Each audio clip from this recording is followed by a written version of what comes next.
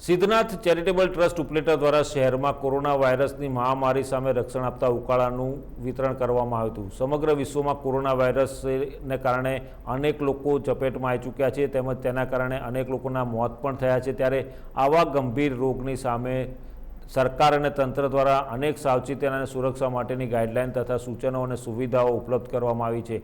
આ મહામારીમાં સામાજિક સંગઠનો પણ માનવ હિતના કાર્ય માટેની સેવાઓ કરી રહ્યા છે અને સમાજ સેવા સાથે સંકળાયેલા અનેક ટ્રસ્ટો હાલ કોરોના વાયરસની મહામારીમાં લોકોને રક્ષણ માટેના પૂરતા પ્રયાસો અને મદદરૂપ થઈ રહી છે।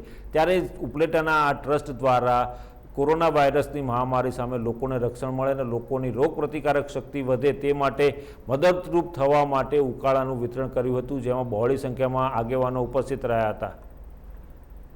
સિદ્ધનાથ ચેરિટેબલ ટ્રસ્ટ ઉપલેટા દ્વારા એક આયુર્વેદિક ઉકાળાનું વિતરણ કરવામાં આવ્યું હતું।